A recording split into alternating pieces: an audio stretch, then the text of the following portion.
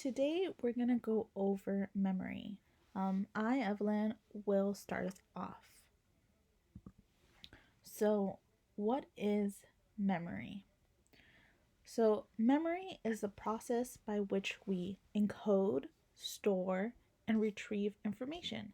So, memories are, you can remember things about your childhood, you can remember past events, you can remember learning stuff, and these are all in your memory. So, how exactly do we process this? So, there's three phases of information processing in memory. As the definition showed, there's encoding, storage, and retrieval. So, encoding is changing information into a neural code that the brain can use. So, this is the first phase, and it's the initial recording of the information. Then from here, it moves into storage. So, storage is the maintenance of information in the brain over time. So, this is where the information is saved for future use. So, you change the information to something meaningful, then you store it, and then finally, you're able to retrieve it. So, in retrieval, this is accessing stored information when you need it. So, if I ask you what's the quadratic formula, you should be able to retrieve it from your memory. So, how do you maintain memories over time? And this is the process. So, first, you start off with information, then it moves into your sensory memory. So, sensory memory is the initial and brief storage of information that usually only lasts an instant, and typically you forget it within 1 second.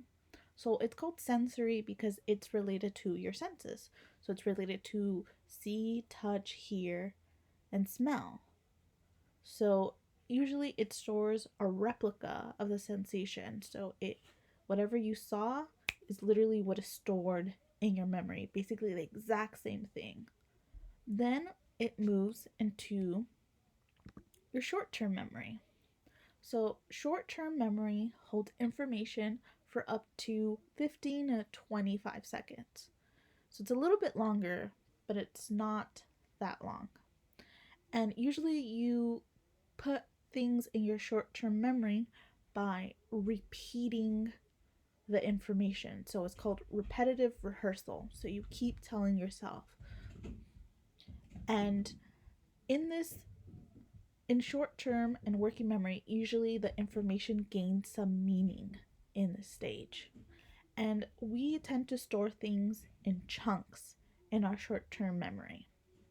So a chunk is a group of separate pieces of information stored as a single unit. So an example of a chunk would be an address. So Dory remembers P. Sherman, 42 Wellaway, Sydney, by saying it over and over and over in order to go and find Nemo. So she repeats it over and over to try to keep it in her short-term memory. And usually you can store up to 7 chunks plus or minus 2 chunks. So in other words, the amount of chunks that you can save ranges from 5 chunks all the way up to 9 chunks. Another example of a chunk, besides an address, would be a phone number. You usually remember a whole phone number, and that would be 1 chunk. Then things move into your long-term memory. And usually the way we move things into our long-term memory is by doing elaborate rehearsal. Elaborate rehearsal is when the information is organized. So you somehow organize it in a logical framework.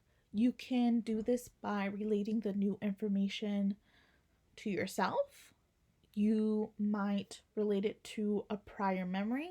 But the whole point is you try to do elaborate rehearsal that would allow you to do deeper encoding to help you have successful long term storage.